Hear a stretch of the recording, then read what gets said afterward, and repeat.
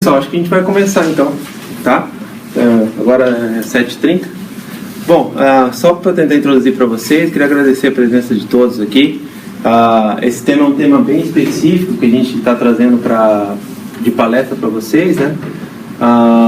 Mas vocês vão ver que é bem interessante o conteúdo que o professor Luiz tem para fornecer. A gente vai colocar online também, porque tem muita gente que ligou falando: pô, a gente não vai conseguir participar, não tem como chegar, não vai dar tempo de chegar.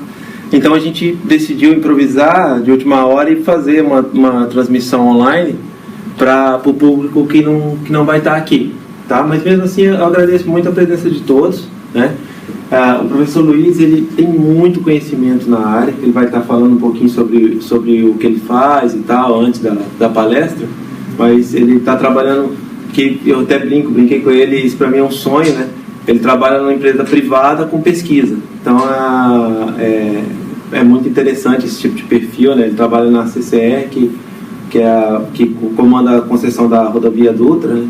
Que é simplesmente a maior ligação rodoviária do país, com pesquisa no assunto em pavimentação. Então, eu acho que vai ser bastante produtivo para nós, que vamos estar assistindo aqui, tá? Sejam bem-vindos, muito obrigado. Eu vou passar a palavra para o professor. Obrigado. Boa noite, pessoal. Boa noite. É um prazer sempre estar aqui de novo em Florianópolis. É muito bom vir aqui nessa cidade muito bonita, né? Praia do Lado. Se vocês notam, eu tenho sotaque. Eu sou da Bolívia, pessoal, tá? Eu moro há mais de 10 anos aqui no Brasil e especificamente trabalhando nessa área de pavimentos rodoviários, certo? Pavimentos asfálticos. Então, quando o EDES me convidou aí para fazer uma palestra, para mostrar um pouquinho para vocês nesse período curto que a gente tem, eu escolhi esse tema porque é um tema sempre atual, né? E sempre demandando atualização por parte de nós envolvidos com esse assunto, para sempre procurar a melhor técnica e adequar o que a gente tem disponível hoje, por exemplo, no Brasil, para solucionar os problemas que a gente tem em pavimentos.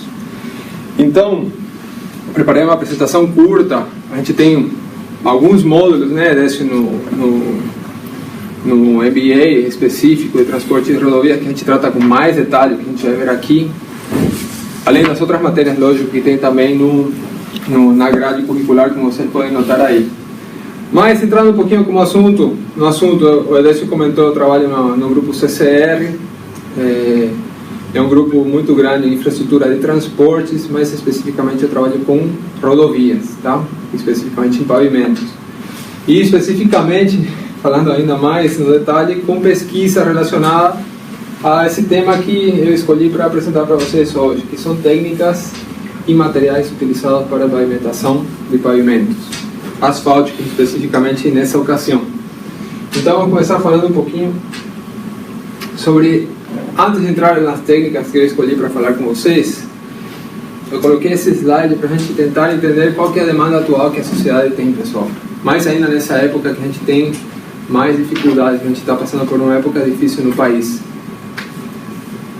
Uma realidade, se vocês concordam, é que pela dificuldade que a gente tem no Brasil em ter transportes intermodais, a gente tem as rodovias cada vez com tráfego mais pesado, concordam? Se vocês acompanham, não sei se todos vocês estão ligados diretamente à área rodoviária, aproximadamente 2 anos a gente teve ainda a modificação da lei da balança, não sei se vocês estão lembrando disso aí, que passou a tolerar 10% de sobrepeso por cada eixo do caminhão. Isso a gente tem notado que em apenas 2 anos tem levado a uma elevação a uma deterioração cada vez maior dos pavimentos. Mas é a situação atual, pessoal. Então a gente tem que procurar soluções cada vez mais específicas para solucionar esses desafios que a gente se encontra. Isso sempre a gente vai ter, independente se a gente tem crise ou não tem. A gente sempre vai ter uma limitação econômica. A gente não pode utilizar a melhor técnica. Em todos os casos, a gente tem que adequar as nossas soluções de acordo com as limitações orçamentárias que a gente tem. Mas sempre tomando em conta de achar a técnica mais adequada para ter um melhor custo-benefício. E esses dois assuntos, essas duas demandas que eu considero muito atuais, levam a que a gente tenha que procurar constantemente soluções inovadoras. Tá? Não só para a área rodoviária que a gente está falando hoje, mas para qualquer área que a gente se encontre envolvido. Na engenharia, especificamente, mais para a infraestrutura de transportes. Então, se a gente pensa assim, esses escassos recursos devem ser muito bem investidos. A gente já tem pouco recurso para poder investir em pavimentos. E se a gente não tem... Boa noite. E como a gente tem esses recursos ainda que estão envolvendo o interesse da sociedade, porque são recursos que vêm dos impostos que a gente paga, se a gente não faz um bom investimento desses recursos, o que a gente vai ter? Rodovias cada vez mais deterioradas, certo? Se a gente não faz bom uso desse escasso recurso. Então, se a gente não faz um bom uso desses recursos, a sociedade não vai avaliar bem o nosso trabalho, concordam? Isso a gente passa muito, às vezes quando a gente tem algum erro que escapa no melhor controle de qualidade que a gente possa ter, sempre escapa algum erro, né? E aí o que acontece? Poxa, aquela rodovia foi feita ontem, e hoje a gente o pessoal voltou menos de um ano depois de estar refazendo, o cara não sabe fazer. Certo? Então essa imagem a gente tem que cuidar. A gente como responsáveis por cuidar de qualquer infraestrutura, por projetar, por manter ou por reconstruir qualquer infraestrutura. Nesse sentido, pessoal, escolhi alguns temas para falar com vocês hoje. A gente vai discutir um pouquinho sobre esses assuntos. Algumas misturas asfálticas especiais que têm sido utilizadas no Brasil e que tem futuro também, vamos citar algumas. Vamos falar um pouquinho sobre os revestimentos asfálticos delgados, sobre asfaltos modificados por polímeros e borracha, sobre sistemas anti-reflexão de trincas e um tema que é muito importante, que é a reciclagem de pavimentos. Ok? Vamos começar falando um pouquinho sobre as misturas asfálticas especiais. Na década de 90 aproximadamente, no ano 95 especificamente, na Alemanha, o pessoal se reuniu, o pessoal rodoviário, com uma preocupação que vem desde os anos 70, que é a sustentabilidade, pessoal. E eles notaram que naquela reunião eles definiram que a atividade de construção e manutenção rodoviária é uma atividade muito agressiva para o meio ambiente. Então eles traçaram um desafio que foi procurar técnicas alternativas para cada vez menos criar esse impacto ambiental. Resultado de um dos resultados desse esforço foi qual? O desenvolvimento dessas misturas asfálticas mornas na Alemanha. Tá? O que consistem as misturas asfálticas mornas? Usualmente quando a gente fala em construir um concreto asfáltico, a gente está falando em qual temperatura? Não sei se o pessoal aí tem... Alguém está envolvido com essa área mais de produção? Alguém pode dizer uma temperatura aí, pessoal? 20, 30. Para usinar, 150, 160, e para compactar, a gente estaria falando em 120, 130 aproximadamente, né? Dependendo muito se a gente trabalha também com asfalto modificado ou não. Mas um asfalto comum, estaríamos nisso aí, certo? Aproximadamente aqui, né, pessoal? Mistura quente, aproximadamente 150 até 180 graus aproximadamente. Então, nesse encontro na Alemanha, a partir desse encontro eles começaram a desenvolver técnicas e chegaram a misturas mornas, tá? Essas misturas aqui ainda tem as semi-mornas, mas ainda não estão bem desenvolvidas, e as misturas a frio também, que são a temperatura ambiente, né? Mas o que são essas misturas asfálticas mornas? São misturas que permitem que eu possa usinar e compactar elas com temperaturas inferiores, em torno de 30 a 40 graus Celsius abaixo de uma temperatura normal.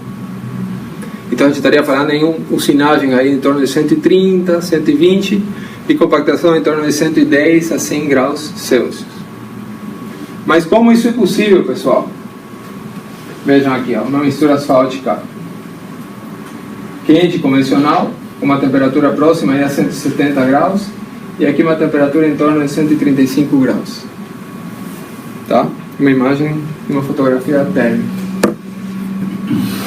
Vejam a importância dessa mistura asfáltica no exterior, pessoal. Nos Estados Unidos, a gente está falando em torno de 90% dos estados que já estão aplicando essa mistura asfáltica morna. O assunto foi desenvolvido na Europa por essa questão ambiental nos anos 90. E nos Estados Unidos essa técnica começou a ser copiada nos anos 2000. E hoje não tem um estado, esses estados aqui, que estão mais em azul claro, são estados que ainda não estão desenvolvidos completamente a técnica, mas que estão utilizando já. Os demais, em verde e em roxo escuro, já estão utilizando normalmente a técnica de asfalto morno. Mas como eu consigo baixar essa temperatura? Como eu faço para poder, com o asfalto, que é um material que eu preciso aquecer para ter a trabalhabilidade de usinar e de compactar, como eu faço para poder baixar essa temperatura? Uma é utilizando aditivos na mistura, tá? Podem ser de vários tipos aqui, ó. Químicos surfactantes, ceras orgânicas e zeólitas, tá? O mais utilizado hoje no Brasil é a primeira, químicos surfactantes. Inclusive aqui no estado de Santa Catarina tem várias aplicações já que têm sido feitas, né? Não sei se alguém tem ouvido falar sobre isso aí, pessoal. Se alguém está envolvido com uma pavimentação morna. Mas aqui em Santa Catarina, Rio Grande do Sul e Paraná, principalmente, tem muito interesse nessa mistura asfáltica morna. Por quê, pessoal? Por temperatura, né? São os estados mais frios do Brasil que fazem com que quando a mistura sai da usina, sofra um esfriamento mais rápido pela temperatura ambiente mais fria. Então, quando eu tenho temperaturas usinadas, temperatura mais baixa, o gradiente térmico que eu tenho entre a temperatura da massa e a temperatura ambiente é menor. Isso faz com que o gradiente de redução de temperatura também seja menor. Tá? Então, isso é muito interessante para climas frios. E isso tem feito, por exemplo, uma característica tradicional, inclusive o órgão estadual de rodovias aqui de Santa Catarina tem adotado, já também tem uma normativa para misturas asfálticas mornas, que tem modificado que se a mistura asfáltica tem esse aditivo morno, pode-se tolerar uma temperatura ambiente mais baixa. Tá? Normalmente a gente fala aqui, abaixo de temperatura ambiente de 10 graus Celsius, a gente não faz mistura asfáltica quente. Então a norma tem sido modificada aqui para 5 graus. Certo? Então eu consigo fazer em dias mais frios também utilizar e poder fazer pavimentação asfáltica. Isso tem abrido uma margem de dias maiores ao longo do ano, né, para eu poder trabalhar com a pavimentação asfáltica. A outra forma também que tem sido utilizada, não muito aqui no Brasil, mas é uma técnica também considerada morna, é espumar o asfalto. Que consiste em quê? Em utilizar uma pequena quantidade de água na usina. Então se faz uma adaptação na usina de asfalto e se injeta um pouco de água no asfalto para conseguir espumar o asfalto e assim derrubar a viscosidade dele e facilitar a homogeneização do asfalto com os agregados, tá? Essa técnica tem sido muito utilizada nos Estados Unidos, mas hoje também está começando a entrar em desuso, pessoal, tá? A tendência é utilizar mais aditivos, até por causa da durabilidade. A gente está falando em que essa técnica tem aproximadamente 15 anos nos Estados Unidos. Em termos de qualidade, durabilidade da mistura asfáltica, tem se mostrado não tão eficiente essa técnica aqui, tá? Então tem se partido a utilizar mais aditivos que são diretamente adicionados ao asfalto. Então hoje, se a gente chega e fala para a distribuidora de asfalto, que é a Petrobras, a Greca, a NT Asfalto, qualquer uma dessas distribuidoras, a gente fala, eu quero mistura asfáltica, eu quero fazer uma mistura asfáltica morna, eles já mandam um ligante asfáltico aditivado para eu poder trabalhar com essas temperaturas mais baixas. Ok?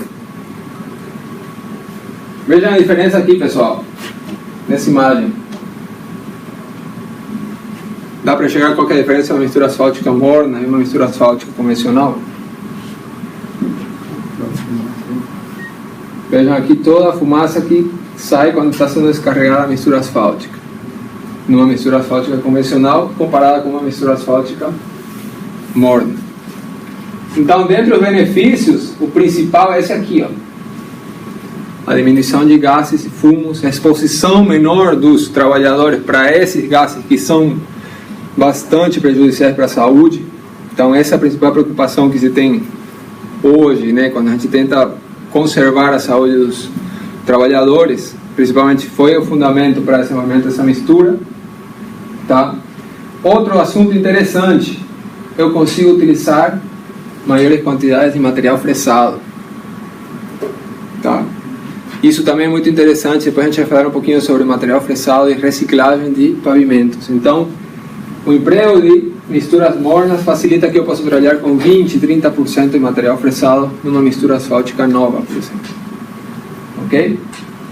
Menor desgaste na usina de asfalto, por utilizar temperaturas menores. Isso também é muito interessante, né, pessoal? Otimização do consumo de combustível. Quer dizer, numa mistura asfáltica eu tenho que aquecer até 150, 160 graus, isso vai me causar um consumo de combustível X. Se eu estou achando 20 a 30, 40 graus a temperatura, isso vai me causar também uma economia do combustível que eu utilizo na usina, né? Para fazer o aquecimento tanto do ligante asfáltico como dos agregados. Tá? Então esse é um benefício, a gente tem notado a economia em torno de 20%, pessoal, no consumo de combustível.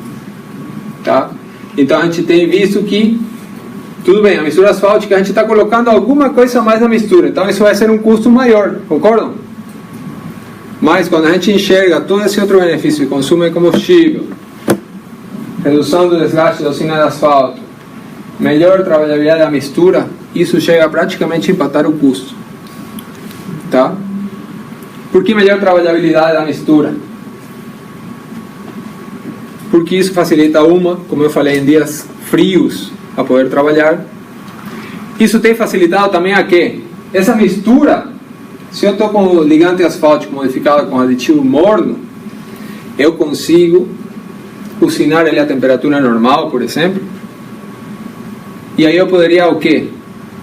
Estender o prazo de transporte, por exemplo. Certo? Então, eu produzi a mistura asfáltica na temperatura normal, mas eu posso aplicar ela até 50 graus, por exemplo, produzir a 150 e ela pode ser aplicada até 100 graus. Então, até 6 horas depois eu posso ainda compactar essa mistura asfáltica. Isso também é um benefício, isso melhora a trabalhabilidade e facilita o transporte da mistura, caso aconteça algum percance no meio do caminho, né? Outra coisa importante, quando a gente enxerga o ligante asfáltico, boa parte do ligante asfáltico é oxidado durante a produção. Se a gente pensa, o ligante asfáltico vai se oxidar 100% no final da vida útil dele, lá 10 anos depois, vamos supor, desse 100%, 70% aproximadamente acontece na usina, no processo de produção. Então, se eu estou aquecendo menos esse asfalto na usina, eu estou prejudicando menos ele e eu estou estendendo um pouco mais a vida útil dele também. Isso é muito interessante também para a durabilidade do asfalto. A gente falou também desse incremento da distância, né? E também facilita a compactação. Aí se a gente compara também no campo, a gente consegue visualizar a diferença de uma mistura asfáltica quente e uma mistura asfáltica morna. E a gente, quando conversa com os funcionários, fala, poxa, é muito mais fácil de trabalhar, não tem aquela fumaceira, né? Tudo isso fica mais agradável o ambiente de trabalho também para os colaboradores. Para onde a gente pode aplicar isso aí? Qualquer asfalto pode ser morno, pessoal. É simplesmente aditivar aquele químico surfactante, as zeólitas ou ceras orgânicas. Então, posso transformar qualquer asfalto em um asfalto morno. Em qualquer mistura asfáltica também, qualquer granulometria que eu for utilizar pode virar uma mistura asfáltica morna. Regiões frias, eu falei que aqui, por exemplo, em Santa Catarina, é uma aplicação interessante, até por isso que as normas têm sido modificadas recentemente, para introduzir a aplicação dessa mistura asfáltica. Em áreas urbanas é também interessante, por quê? O que acontece com o tapa-buraco, pessoal? O cara vai lá na usina, bate a porta da usina às 7 horas da manhã, enche o caminhão de asfalto, mas esse asfalto ele vai aplicar até 5 horas da tarde, né? Em qual temperatura? Certo? Não vai conseguir mais compactar esse asfalto frio. Agora, se ele utiliza um asfalto morno, isso pode facilitar a aplicação no meio urbano, porque assim ele vai conservar a temperatura por mais tempo, e mesmo ele estando mais frio, ele ainda vai receber a compactação adequada, vai facilitar essa compactação. E também em áreas que demandam rápida liberação ao tráfego. Por quê? Vamos supor, eu tenho que construir, normalmente lá, por exemplo, aqui a gente tem em rodovias de alto volume de tráfego, a gente só pode trabalhar durante a noite. Então a gente fecha a rodovia 10 horas da noite, tem que liberar 6 horas da manhã. A gente tem então uma janela aí de 8 horas de trabalho, que na verdade viram 6, por causa da sinalização de abertura e fechamento de tráfego. Então em 6 horas a gente tem que fresar o material, tem que fazer a correção necessária e aplicar a mistura asfáltica e logo abrir o tráfego. Se a mistura asfáltica está muito quente, eu tenho que deixar por mais tempo ela esfriando para poder liberar o tráfego. Porque se eu libero a mistura asfáltica quente, o que vai acontecer? O tráfego entra e vai deformar, né? Agora, se a mistura estava mais morna, ela vai terminar de esfriar mais rapidamente e vai facilitar a abertura ao tráfego em menos tempo também. Isso tem sido muito benéfico nos Estados Unidos para aeroportos. Aeroportos ainda têm menos tempo para fechamento do tráfego. Não sei aqui se tem feito alguma... Agora que foi concessionado o aeroporto, né, aqui em Florianópolis, provavelmente essa seja até uma demanda para fazer qualquer atividade na pista de pouso. Tá? Em Curitiba tem sido também uma demanda, por exemplo, eles tinham que fechar meia-noite e tinham que abrir 6 horas da manhã. Então 6 horas de janela de trabalho apenas.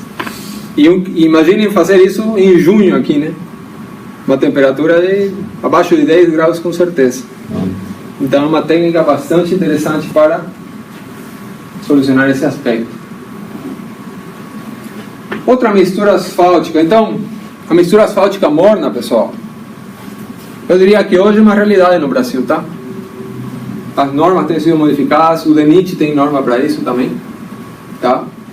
O Santa Catarina, Paraná, São Paulo e Rio Grande do Sul também tem modificado para poder utilizar a mistura asfáltica morna, tá? Então, hoje é uma realidade. Isso já... A primeira aplicação foi em 2008 e de lá para cá tem sido crescente a sua utilização. A outra mistura asfáltica especial que eu escolhi para falar com vocês é a chamada SMA. Alguém já ouviu falar disso aí, pessoal? SMA. Quando a gente fala em mistura asfáltica, quem está envolvido aí, pessoal? Normalmente, que mistura asfáltica vocês estão acostumados a ouvir por aí? A faixa C, B, C do DENIT, né? A gente fica muito limitado a trabalhar com essas faixas granulométricas, né? Apesar de que o próprio DENIT também tem, né? DR também tem essa faixa de SMA especificada nas próprias normas brasileiras. O que é essa faixa de SMA? Novamente uma mistura asfáltica desenvolvida na Alemanha, pessoal.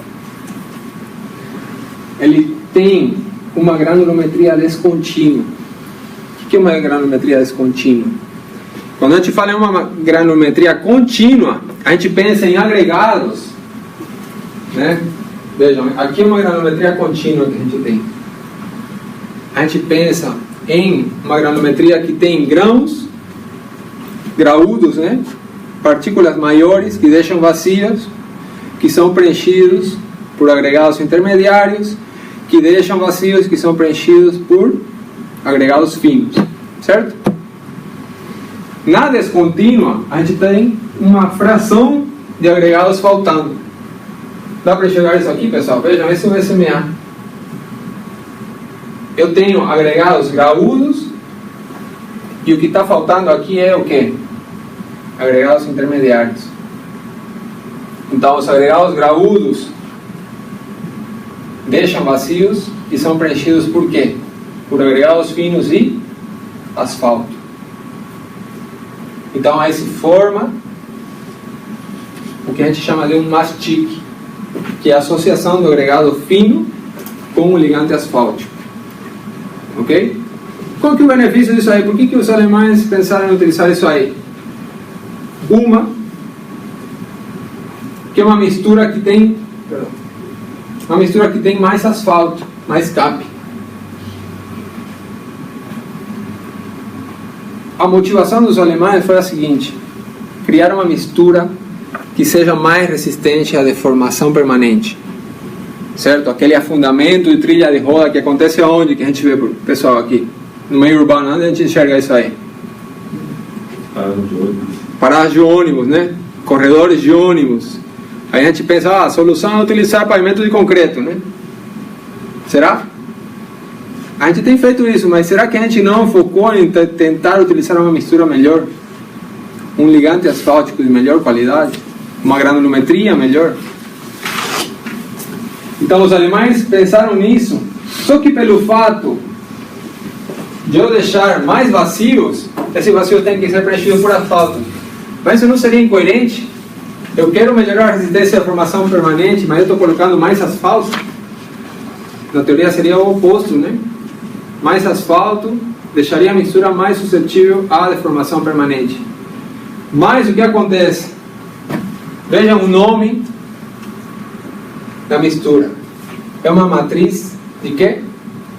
De pedra. Então o que garante a resistência à deformação permanente é esse contato grão a grão que eu tenho das partículas graúdas. Isso que mantém uma estrutura resistente à deformação permanente. Ok? Por isso que quando a gente trabalha com essa mistura tem que selecionar cuidadosamente os agregados que a gente vai trabalhar, porque aí o que vai trabalhar é agregado contra agregado muito pontualmente. Essa mistura, por ter mais cap, vai ser mais durável e vai ser mais resistente à fadiga. Os dois principais problemas que a gente tem em mistura asfáltica, pessoal, de revestimentos asfálticos, são o quê? Deformação permanente e trincamento por fadiga. Então, puxa, eles desenvolveram uma mistura que é boa para deformação permanente e boa para fadiga. Então, uma mistura asfáltica ideal. Quando a gente vê e pensa na Alemanha, né? Puxa, o cara lá não tem limite de velocidade, né? Como é possível lá ir a 250 km por hora numa autobahn e não balançar como a gente balança aqui nas nossas rodovias, né? É porque eles utilizam misturas asfálticas de altíssima qualidade como essa aí.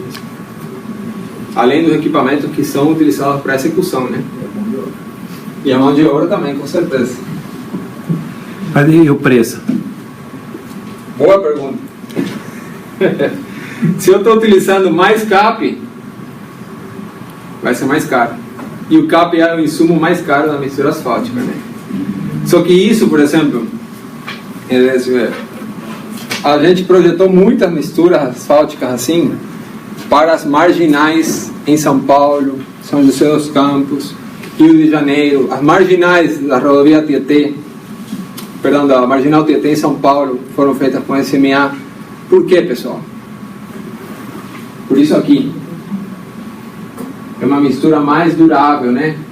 Por ter maior conteúdo de cap. É mais cara, sim. Mas é um trecho que eu tenho... Lá a gente tem 280 mil veículos por dia.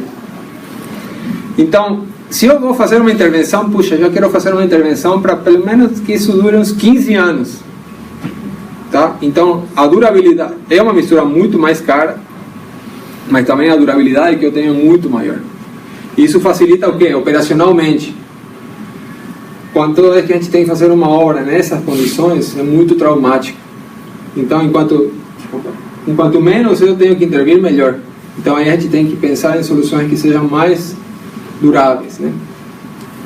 Além de utilizar mais cap, pessoal, bom, aqui outra vantagem que tem essa mistura asfáltica. Se vocês veem, ela fica bem rugosa, né? Ela fica bem com essas pedras praticamente expostas aqui. Diferente de uma mistura faixa cedo-denite, por exemplo, que fica lisa. Só que aí, por exemplo, as especificações falam que a gente tem que ter um coeficiente de aderência, pessoal. A gente não quer uma mistura asfáltica lisa. Por quê? Nossa. Oi? por segurança em dias de chuva principalmente, né? O que acontece? A gente tem o problema de spray, né? Quando tem dias de chuva, os pneus dos veículos perdem aderência, eu posso ter o risco de ter a aquaplanagem, né? Essa mistura melhora essas condições porque favorece ter uma drenagem superficial. E eu rompo com essas pontas dos agregados aquela lâmina de água que se forma em dias de chuva. Então é uma mistura que favorece muito também a segurança do usuário. Deixa eu perguntar, como o asfalto diminui a espessura é igual do asfalto anterior, tem como fazer esse tipo de jogada ou não? Da forma em que a gente tem que fazer a aprovação de projetos de dimensionamento com os órgãos estaduais ou federais, a gente não consegue fazer essa jogada não, com essa mistura asfáltica, tá? Na teoria a gente deveria sim, se a gente utilizasse normas que nem da AASHTO ou normas alemãs ou europeias, a gente conseguiria fazer isso aqui, mas nas condições brasileiras a gente não consegue. Mas essa é uma mistura que a gente não visa muito a redução de espessura não, a gente visa mais o quê? Que seja mais durável, tá? E que seja mais segura para o usuário também, tá?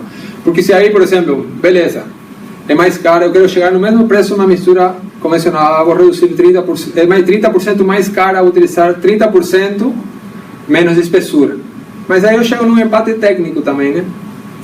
Então aí, para que eu vou utilizar uma mistura melhor se vai ficar na mesma condição? Assim, dependendo da situação, não teria muito benefício. Tá? Com relação ao agregado, a diferença? De preferência, a gente tenta tem umas peneiras um pouquinho diferentes que a gente tem que utilizar, tá? Então, assim, a qualidade do agregado aqui no estado de São Paulo tem muita pedra basáltica, nós temos aqui mais granite. Existem resistências e até... Tem uma imagem aqui de um granito, na próxima fotografia que eu tenho, essas são imagens de livro, tá? Mas eu tenho uma real.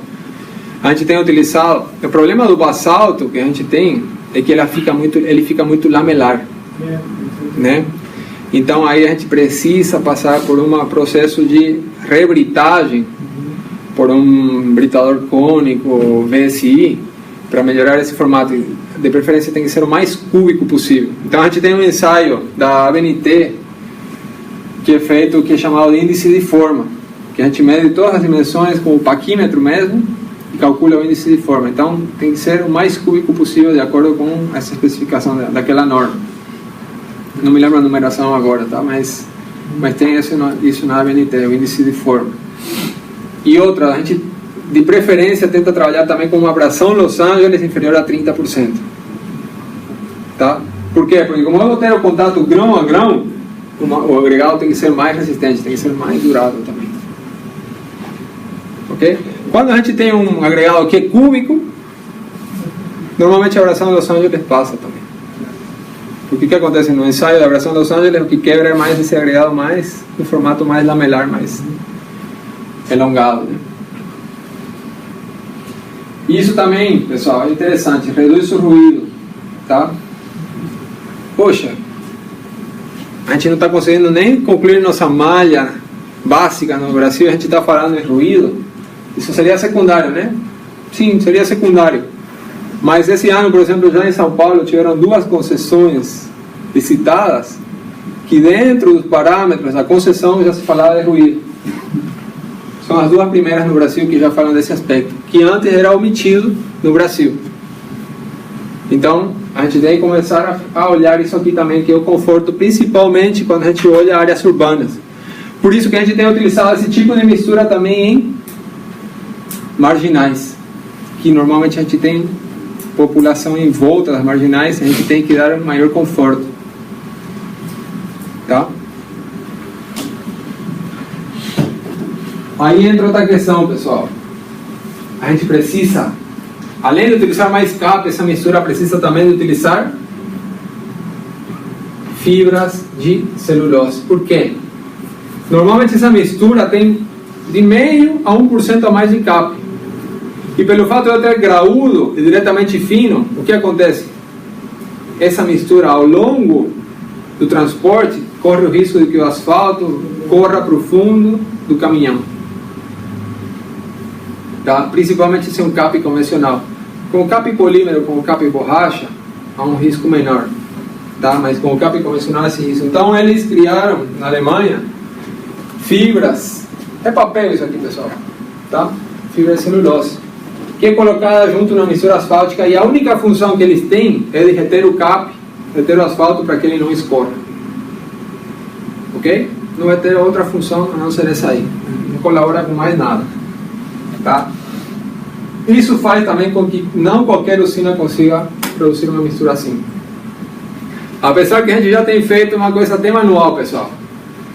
Que isso vai normalmente em torno de 0,4% em função do volume total. Então aí, durante a usinagem, a gente coloca até, às vezes, quando não tem a usina adaptada, coloca um cara lá, já tem feito assim, a adaptação de uma lâmpada, por exemplo. Aí quando acende a lâmpada, o cara tem que colocar um saco de tal peso. Tá? Bem tupiniquim mesmo, mas tem funcionado bem também. O ideal é lógico, tem algumas usinas que já vêm próprias, inclusive as usinas da Ciber, que são fabricadas aqui no Brasil, já vêm próprias como um suplemento para poder fazer a incorporação automática das fibras. Tá? Então é uma coisa também que já tem sido considerada na fabricação de equipamentos nacionais. Tá? E também eu posso utilizar, como eu falei, os polímeros e a borracha para fabricar essa SMA, essa mistura de SMA. Esse é um caso real, pessoal. Aqui é granito, tá? Na região de São Paulo, Rio é tudo granito. Quando você vem um pouco mais de São Paulo, aqui para a região do Paraná, aí é mais basalto. Isso. Mas esse é um granito, vejam que ele é bem cúbico, né? Essa é a imagem bem logo depois que foi executado aqui, ó. Isso é na região de São José dos Campos. Então é uma mistura muito suave, pessoal. A primeira aplicação de SMA no Brasil foi no ano 2000 e foi na curva de Ayrton Senna, lá no Autódromo Interlagos, tá? Porque era uma curva que tem uma inclinação muito elevada e em dias de chuva a chuva corria e muito na superfície colocava em risco os carros de Fórmula 1. Então lá foi projetada essa mistura asfáltica para que melhorasse a drenagem superficial do pavimento. E funcionou muito bem. Depois disso, não foi só a curva, senão que o inteiro hoje é feito com mistura asfáltica de SMA. Aqui eu coloquei essa como uma curiosidade, pessoal. A gente tem começado a estudar essa mistura asfáltica. Ainda não tem sido aplicada no Brasil. Então, o estudo que a gente tem ainda é laboratorial. A gente está analisando para avaliar se é possível a gente começar a utilizar, que é incorporar fibras, certo? No concreto asfáltico. O uso de fibras no concreto, de cimento Portland, é mais comum, né? A gente isso tem ouvido falar há muito tempo já, né? Na mistura asfáltica é um pouco mais recente, tá? Essas fibras no mundo inteiro têm em torno de 10 anos da primeira aplicação. São fibras de altíssima resistência. Quando elas são misturadas com asfalto, elas se desintegram em certa forma, mas chegam a gerar aí umas interligações entre os agregados mais finos. Dá para chegar aqui, né, na espátula, como ficaria a fibra. Então, elas são bastante utilizadas para tentar melhorar o comportamento do trincamento. Então, quando começa a surgir uma fissura, a trinca tenta segurar aquela fissura para que ela não evolua. Tá? Esse é o conceito. Mas, como eu falei, ainda no Brasil a gente não tem aplicações, mas a gente está avaliando se é possível utilizar, tá? Principalmente pelo custo-benefício, né? A gente está nessa avaliação. Falando um pouquinho sobre sobre os revestimentos delgados, escolhi para falar com vocês aqui o micro revestimento asfáltico a frio. Não sei se vocês já têm ouvido falar alguma coisa a respeito. Quando a gente colocou aquele primeiro gráfico lá, a gente falou que tem misturas asfálticas quentes, misturas asfálticas mornas, que a gente falou depois, e as misturas que podem ser aplicadas a frio. As misturas asfálticas a frio, então, utilizam não o ligante asfáltico convencional, mas as emulsões asfálticas, né, pessoal? Que permitem que eu possa misturar os agregados em temperatura ambiente, tá? Isso tem sido utilizado de várias formas, e uma forma que tem ganhado muito espaço no mercado nacional é o emprego de o micro revestimento a frio, tá? Então é uma mistura asfáltica bem delgada, em torno aí de 8 milímetros apenas, pessoal, tá? Que a função principal é a de impermeabilizar o pavimento. Então, quando o pavimento começa a surgir com algumas pequenas trincas, sem ter um problema muito sério estrutural de camadas mais inferiores, a gente pode utilizar esses micro revestimentos para rejuvenescer a mistura asfáltica, tá? O revestimento asfáltico e impermeabilizar. Além de que também com essa mistura eu crio uma melhor aderência dos pneus com um pavimento que já pode estar deteriorado e muito polido, tá? Os agregados vão ficando polidos pelo atrito do pneu, e com uma mistura asfáltica desse tipo a gente restaura essa aderência do pneu com o pavimento. Então, esse micro revestimento a frio, ele é feito com uma usina móvel, tá? Num caminhão, no qual a gente transporta o agregado, que é um agregado muito fino, e a emulsão asfáltica. Mas na verdade essa emulsão asfáltica, como eu coloquei aqui, pessoal, é uma emulsão asfáltica com polímero, tá? Depois a gente vai falar um pouquinho do polímero, um pouquinho mais para frente. O agregado que é utilizado é pedrisco e pó de pedra, então é um agregado muito fino. Se utiliza também filler, cimento, que pode ser cimento Portland ou cal hidratada, tá?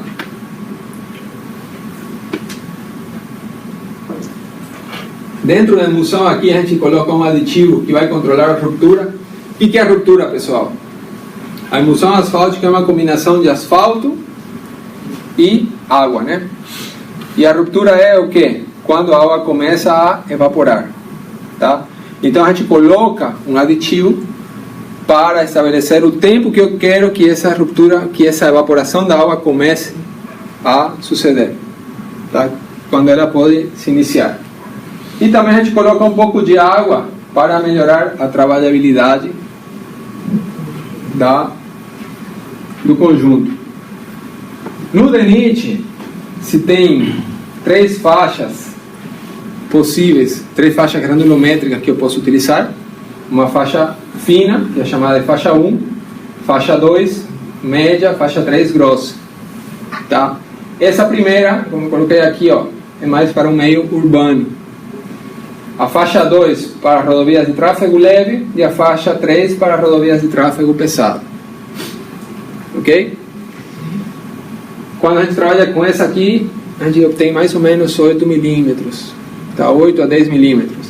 Dessa aqui, de 12 a 15 milímetros, e essa aqui de 15 a 18 milímetros aproximadamente. Ok? Se vocês procuram na internet, essas 3 faixas na verdade foram copiadas de uma organização internacional que é chamada de revestimentos delgados, que tem inclusive, se vocês procuram, depois eu posso passar para quem tiver interesse, tem até seminários em inglês gratuitos que vocês podem assistir para entender um pouco melhor sobre esse tipo de misturas asfálticas, tá? Então tem mini cursos inclusive bem interessantes para... E eles até emitem certificado. Se você assiste e responde algumas perguntas, eles até criam um certificado e mandam para o seu e-mail. Bem interessante. Normalmente, pessoal, o aditivo que a gente tem utilizado nas misturas asfálticas desse tipo, no micro revestimento a frio, permite a liberação em 2 horas ao tráfego, tá? Então, depois que a gente executa lá na pista, a gente pode liberar ao tráfego 2 horas depois, sempre e quando o dia seja de calor, pessoal, tá? Porque para a evaporação da água a gente precisa de temperatura. Então a gente tem evitado de fazer isso quando a temperatura está abaixo de 18 graus aproximadamente. Esse tem sido um limitante, mas é um limitante aqui no Brasil, tá? Por quê? Alguém falou ali, né? Mão de obra.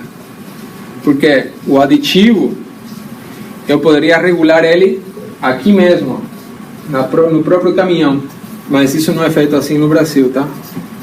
Aqui normalmente a distribuidora Petrobras já manda a mistura asfáltica com o aditivo pronto, a emulsão asfáltica com aditivo pronto. Se a gente vai nos Estados Unidos, na Alemanha, o cara tem aqui o aditivo, ele tem um sensor de temperatura e ele consegue regular esse aditivo de acordo com a temperatura ambiente para regular também a cura, a ruptura. Tá? Mas a gente não tem utilizado dessa forma, apesar que o equipamento que a gente tem no Brasil também tem essa facilidade, tá? Também tem essa possibilidade de utilizar dessa forma. Agora, todos os componentes são muito importantes e muito dependentes aqui, mais que em outras misturas asfálticas convencionais, pessoal. O agregado, a emulsão e a aplicação tem que rodar perfeitamente, porque é uma mistura delgada, então qualquer erro pequeno vai deixar um erro muito notório na mistura asfáltica, no revestimento delgado final. Isso que vai garantir, então, que se os três estão de acordo, a gente vai obter um produto bem durável. Ok? Normalmente a gente faz, aí Tadeu pode falar que é de fiscalização, né? A parte de controle é fundamental, não só nisso, como em qualquer aplicação de qualquer obra, né? Que a gente fala, não só na infraestrutura, mas em qualquer obra. Então, ensaios rotineiros são necessários para a gente verificar a granulometria, para verificar o teor da emulsão que está sendo utilizado, tá? Se é mais propício utilizar cal ou utilizar cimento para aquele agregado que a gente está trabalhando, tá? E para isso também a gente precisa sempre ter uma equipe especializada. O caminhão usina tem que estar bem calibrado, tá, pessoal? Bem calibrado o quê? Ele consegue fazer em torno de 10 km por dia, pessoal. Então, para isso, ele tem que estar muito bem regulado a velocidade de andamento com a velocidade aqui de agitação dos materiais e espalhamento dos materiais, para aplicar a taxa adequada. Se eu não tenho essa calibração, vou ter um excesso ou uma falta de emulsão que vai causar também problemas após a liberação do tráfego. Tá? Os dosadores têm que estar bem aferidos, assim como as caixas espalhadoras que estão acopladas aqui à parte traseira, que é as que garantem esse espalhamento uniforme na superfície do pavimento.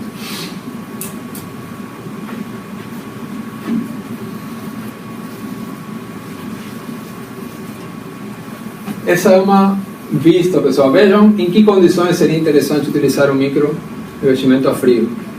Tem um pavimento deteriorado, né? Mas ele está íntegro, concordam? Uma rodovia de baixo volume de tráfego, certo? Mas que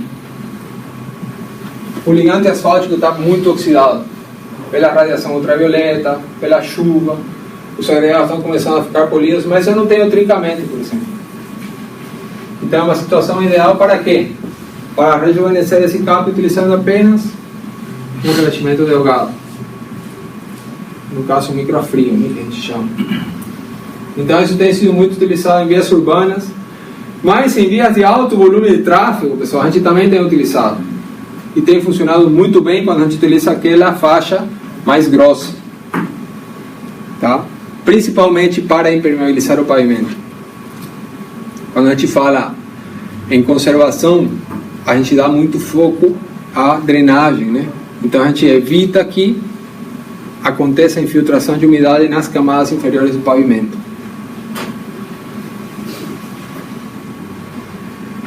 Bem, outro assunto que a gente definiu aí para falar com vocês foi o emprego de asfaltos modificados por polímeros, tá?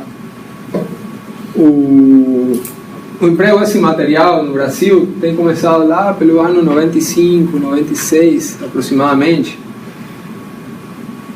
por vários motivos, né? O que motivou isso no mundo, na verdade, a ser incorporado no cimento asfáltico de petróleo? Cada vez mais o processo de obtenção de gasolina e outros elementos do petróleo, diesel, querosene, nafta, óleos pesados, óleos leves, cada vez mais a indústria petrolífera tem conseguido tirar mais do petróleo, deixando cada vez mais um asfalto com qualidade cada vez inferior, tá? Além disso, as condições do tráfego têm se incrementado. E o asfalto por si só, ele não atende a todas as necessidades que a gente tem. Tá? Em climas muito frios, o que acontece? A retração do asfalto. Assim como acontece retração no concreto, também acontece retração no concreto asfáltico. Então, isso tem sido gerado por quê? Pelo envelhecimento precoce do asfalto, por exemplo. Pelo sol, novamente falando, que a gente falou agora há pouco. Então, eles avaliaram que, introduzindo alguns modificadores, poderiam melhorar esse comportamento. E um dos modificadores foi o polímero. Tá? Para melhorar cada vez um cap de menor qualidade. Esses polímeros modificam, então, o asfalto, tá? E melhoram uma série de parâmetros que são do nosso interesse. Quando a gente fala em asfalto, a gente tem um dos ensaios que a gente fala que caracteriza o asfalto é o ponto de amolecimento, tá? Que consiste em que o asfalto ele é um material termosensível, né, pessoal? Tanto que é por isso que a gente aquece ele para poder produzir mistura asfáltica. Agora, acontece que quando a gente começa a aquecer ele passa de um estado semissólido para um estado viscoso, tá? Que é justamente onde acontece a deformação permanente, certo? Isso acontece aí em temperaturas que oscilam de 50 a 60 graus. Quando a gente incorpora o polímero no asfalto, a gente consegue elevar essa temperatura, tá? Então, ele passa a resistir melhor essas temperaturas altas. O que é interessante para climas mais quentes. Mas não só para climas mais quentes. Quando a gente está colocando o polímero no asfalto, o polímero tem uma elasticidade melhor, certo? Isso também melhora em clima frio, porque assim, quando a gente tem aquela retração por climas muito frios, ele consegue retrair, e quando passa o clima frio, consegue retornar. Até certo grau, é lógico, né? Mas se a gente pensar naquelas tensões originadas por esse gradiente térmico, o polímero consegue atender com uma boa, com um bom desempenho. Ok? Além disso, quando a gente coloca esse polímero no asfalto, o potencial de envelhecimento do asfalto é reduzido, tá? Oxidação pelo raio ultravioleta, pelo calor também acontece em menor grau. E também é menos suscetível a solvente, ao ataque de solvente de petróleo. Principalmente em praças de pedágio, por exemplo, em áreas de estacionamento, que é onde os caminhões param e começam a vazar óleos ou outros combustíveis, aí o material fica mais resistente a se degradar por causa do contato com esse tipo de solventes. Aí a gente tem uma normativa nacional, pessoal. Fica um pouco pequena essa tabela, mas quando a gente fala do CAP convencional, qual é o CAP convencional que a gente conhece? O 50-70, né? O 50-70 é porque ele tem uma penetração de 50 a 70 décimos de milímetro, certo? No caso dos polímeros, a gente tem uma especificação diferente. A gente chama ele de 55-75-E, porque o polímero é elastomérico, tá? Tem vários tipos de polímero. O que mais utilizado no Brasil é o elastomérico, por isso a gente tem aqui o tipo E. Mas o que quer dizer esse número? 55. Esse número 55 se refere aqui, ó, aquele ponto de amolecimento que eu falava. O ponto de amolecimento indica a transição do asfalto de um estado semissólido a um estado viscoso. Quer dizer que a partir de 55 graus do pavimento, ele vai começar a ser mais um líquido viscoso. Aí eu pergunto para vocês, quanto vocês acham que chega o pavimento no verão aqui? Quanto a temperatura ambiente? 40. O pavimento mais ou menos chega a uma temperatura do dobro menos 10 graus. Então a gente está falando de uns 35 40 graus, a gente está falando de aproximadamente 70 graus a temperatura do pavimento.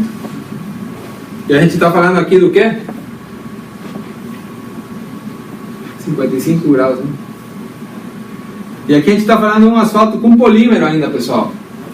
Se a gente fala do asfalto 50-70, sabe quanto é o ponto de amolecimento? 46 graus. E o asfalto que utilizam, 95% das rodovias utilizam 50-70 no Brasil. E daí a gente se pergunta por que as rodovias deformam, né? Porque a gente utiliza um cap que não é propício para a maioria dos climas que a gente tem no Brasil. Tá? Mesmo o polímero, esse que é o mais simples, quase que não atende, né? 55 graus. O mais utilizado é o 60-85, que tem 60 graus aqui. Tá? E esse é o de melhor qualidade, 65-90. O que é o segundo número, 75-85-90? Ele se refere a um ensaio que se chama de recuperação elástica. Consiste em eu pegar o asfalto e fazer um esticamento do asfalto, soltar a carga e ver quanto ele recupera o seu formato inicial. Então, aqui recupera 75%, 85%, 90%. Ok? Então, esses são os asfaltos polímeros. Quando eu falei do micro revestimento a frio, é uma emulsão asfáltica que tem polímero, pessoal. Tá? Isso que é legal porque ele dá uma boa flexibilidade no pavimento também, tá? Para acompanhar qualquer deformação que possa acontecer com o passo do tráfego. Boa noite. Como tá? E aí, pessoal? Tem ouvido falar do asfalto borracha? Alguém tem acompanhado alguma notícia falando de asfalto borracha aqui no estado? Se o pessoal está utilizando, alguma coisa assim? Bastante São Paulo, né? Rodovias ali. Saiu uma notícia recente, né? No grupo com rodovias. Falando sobre o emprego do asfalto borracha, né? Isso eu dava até um emprego, um empregozinho recente lá para tudo que asfalto borracha, não ia. Aqui? Não, é em São Paulo mesmo. São Paulo. Na Beira-Mar, usaram. Acho que sim, né? Também. O asfalto borracha é um assunto que vem sendo estudado desde os anos 60, pessoal, nos Estados Unidos. Tá? No Brasil, a primeira aplicação é mais ou menos do ano 2000. Consiste no quê? Em pegar a borracha, os pneus descartados e tirar desses pneus a borracha, né? Porque o pneu é constituído de quê? Não é só borracha, né? Ele tem... O que tem, pessoal? Tem o aço também, né? E tem nylon também. Você tem as bandas que são de nylon. Então, tem fábricas específicas, tá? Coletoras de pneus que fazem essa divisão. E pegam a borracha, trituram ela até ter dimensões adequadas para incorporar na mistura asfáltica. Tá? Tem duas formas de a gente fazer isso aí. Uma que é chamada de via seca, tá? Que é utilizar essa borracha como se fosse mais um agregado na mistura, como se fosse um filler, um fino dentro da mistura da composição granulométrica. Isso não tem sido muito utilizado no Brasil, tá? Lá fora tem, mas também não é tanto. A forma que é mais utilizada é pela via úmida, que é como se fosse também um modificador do asfalto. Então, assim como eu tenho um polímero, certo? Que a gente mostrou na imagem anterior, eu vou utilizar esse, vira um pó praticamente essa borracha, e a gente coloca esse pó de borracha no asfalto, numa fábrica de asfalto, e depois leva para numa usina produzir uma mistura asfáltica e fazer finalmente a aplicação. Se a gente ver aqui, veja um cap convencional, certo? E veja um cap no qual já foi introduzido a borracha. Aí eu falo para vocês, normalmente o pessoal fala é uma aplicação ecológica, né? É o asfalto ecológico, né? Eu prefiro não chamar dessa forma, pessoal. Tá? A gente tem que ser um pouco crítico no momento em que vendem as notícias pra gente, né? É um asfalto, sim, que tem a vantagem de utilizar resíduos, mas até que ponto ele é ecológico? Aqui, a viscosidade que me eleva o fato de eu colocar uma borracha faz com que esse asfalto que é usinado a 150 graus, eu tenha que usinar ele a 190 graus aproximadamente. Então isso significa o quê? Consumo maior de combustível, emissão maior de poluentes no meio ambiente, mas ainda quando a gente tem borracha aqui no meio, isso causa uma fumaceira danada, pessoal. Tá? Agora isso não tira também a validade dele. Mas até que ponto? Não sei se é ecológico. Talvez o fato de utilizar a borracha compense o fato de ter tanta fumaça, né? Vamos dizer assim, tanto fumo jogado no meio ambiente. Mas mesmo assim, não há estudos ainda que mostrem esse balanço, tá? Mas enquanto isso não surja, vamos chamar ele simplesmente um asfalto que faz reutilização de resíduos de borracha. Além disso, além de ter essa vantagem de utilizar um resíduo, ele tem a vantagem de, por ser mais viscoso, de ter uma película envolvendo os agregados de maior espessura. Isso é interessante para a gente ter uma maior resistência à fadiga. É uma mistura asfáltica mais flexível, tá? Então resiste melhor às deformações que possam acontecer pela ação do tráfego sem causar trincamento, tá? O trincamento acontece milhões de ciclos depois, vamos dizer assim, de aplicado o eixo padrão, tá? Qual outra vantagem? Quando eu coloco o pneu aqui, a borracha moída, assim como acontece no polímero, eu aumento a temperatura em que eu tenho aquele amolecimento.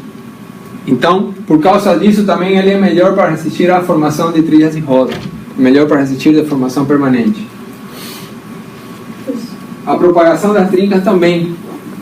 Às vezes a gente tem um pavimento deteriorado, com trincas, quando a gente coloca o asfalto borracha em cima dele, ele retarda um pouco mais a propagação da trinca no novo revestimento asfáltico que a gente constrói em cima do pavimento deteriorado.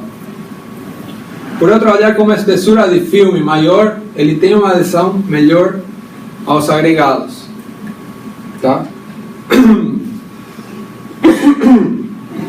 Às vezes a gente tem esse problema, né? Agregados que não têm boa aderência com o asfalto, certo? São asfaltos hidrófugos, são agregados hidrófugos, certo? Então, nesse caso a gente tem que trabalhar com algo aditivo, né? Quando a gente tem asfalto borracha, por exemplo, a melhor aderência desse asfalto borracha nos agregados pode dispensar o uso de um aditivo, tá? E aí tudo isso leva a que eu tenha um asfalto com uma mistura asfáltica com maior durabilidade, ok? No Brasil a gente tem duas especificações para asfalto borracha: o asfalto borracha 8 e o asfalto borracha 22, tá? Aqui se refere ao mínimo de 8% de borracha na composição, mínimo de 22% de borracha na composição, tá? Normalmente no Brasil o que se tem é o AB8, tá? É o mais utilizado, com um teor aí de 12 a 14% de borracha na composição, tá? Isso tem feito também que o consumo de pneus tenha crescido, de pneus inservíveis, né? Tenha sido bem disposto, porque a gente melhora o destino final desses resíduos, né? Que são muito ruins para o meio ambiente, tá? E se tem uma melhoria geral, tanto do ponto de amolecimento como do recuperação elástica. Quando a gente faz essa recuperação elástica, pessoal, aqui, se a gente faz isso num asfalto convencional, um 50-70, aqui é zero, tá, pessoal? O asfalto não retorna, ele é viscoso, ou retorna muito pouco, não chega a 10%, ok? Só que não é qualquer usina também que pode fazer esse tipo de mistura asfáltica. Preciso de usinas com misturadores muito potentes e modernos, tá? Que façam uma boa homogeneização dos agregados e o ligante asfáltico, tá? De preferência, a usina deve trabalhar com tanques verticais de armazenamento do CAP, tá? Usualmente, isso é pouquíssimas usinas no Brasil tem, a maioria são tanques horizontais, que tem aqui, certo? E indispensável, pessoal, se eu vou trabalhar com asfalto polímero ou com asfalto borracha, os tanques têm que ter agitadores. Por quê? Há uma segregação do polímero, há uma segregação da borracha. Quando a gente estoca em temperaturas elevadas, o polímero tem densidade inferior ao asfalto, então tende a flutuar, a subir. E a borracha é o contrário. Ele tem densidade maior que o asfalto, então tende a cair.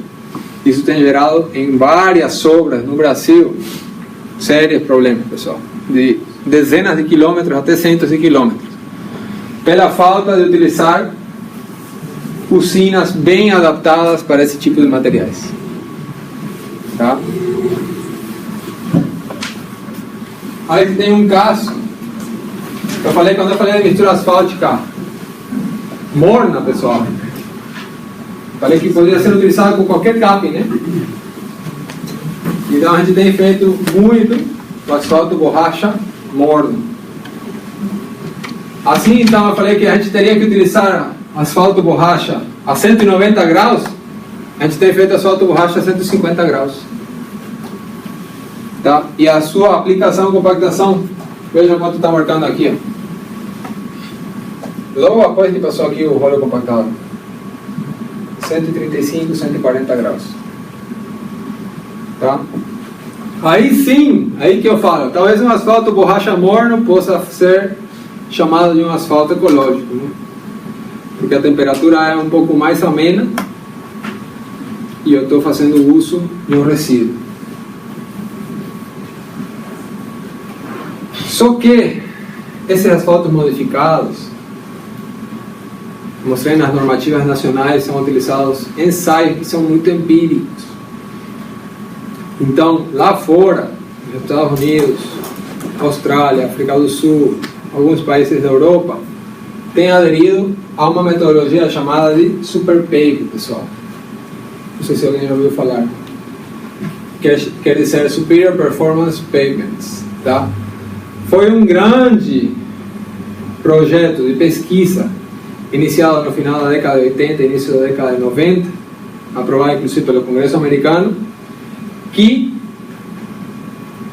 chegou a uma série de modificações das especificações que eram utilizadas nos Estados Unidos. Porque os americanos viram na década de 80 que os pavimentos estavam se deteriorando muito rapidamente. Então eles atribuíram muito a esses problemas à forma em que eles caracterizavam os ligantes asfálticos, os agregados, da forma que eles faziam dosagem de misturas asfálticas, da forma que controlavam a execução de obras. Então eles fizeram uma revolução e falaram, bom, vamos a racionalizar a forma em que a gente faz esses ensaios. E criaram uma série de ensaios para ligantes, para dosagem e para ensaios e modelos de previsão de desempenho de concreto asfáltico sem água quente. Então, com relação aos asfaltos modificados, criaram uma nova especificação de ligantes asfálticos. Antes eles se baseavam, que nem a gente, em penetração, por exemplo. Falavam também o CAP 3045, CAP 5070, se baseavam também na viscosidade do CAP, tá?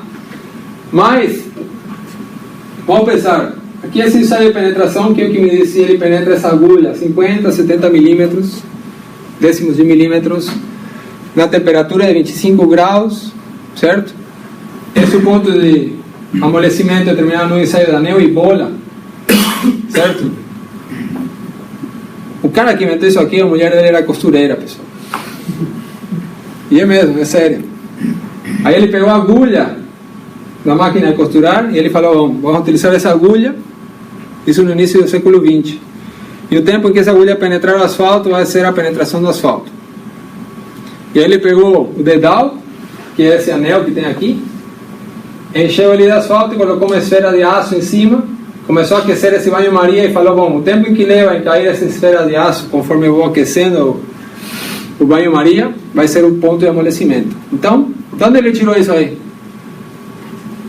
Da cabeça dele. Tá? Mas eles foram vendo que, até certo grau, atendia 100 anos atrás, pessoal. Tá? Quando não se tinha outro recurso. Tá? Quando a gente tinha que padronizar de alguma forma a produção do asfalto. Tá? Mas pensem, aqui o ensaio é feito a 25 graus. Aqui a temperatura, a gente falou que o asfalto mais ou menos fica 60, 70 graus, né? Então, o que me diz uma agulha penetrando aqui a 25 graus com relação a como ele vai se comportar a 60 graus? Pouca coisa, né? Tudo bem para fazer uma caracterização, mas se eu quero saber como ele vai se comportar, me diz muito pouco. Até esse aqui pode ser um pouquinho mais, né? Porque me diz como ele vai se amolecendo com a temperatura. Então eles viram que às vezes os capes que se encontravam com a mesma penetração, com o mesmo ponto de amolecimento, tinham um comportamento completamente diferente na pista. E aí? É o mesmo cap, esse ensaio está dando a mesma coisa, mas olha, esse pavimento durou, esse pavimento não durou. E aí?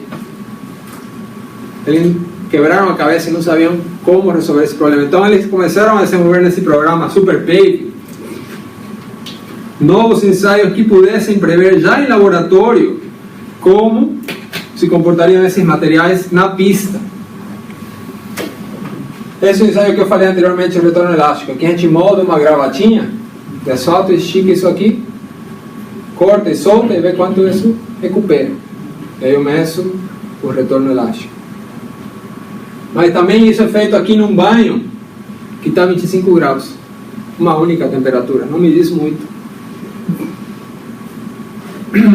Então, o principal problema que a gente tem em pavimentos é o trincamento térmico, que eu falei para vocês.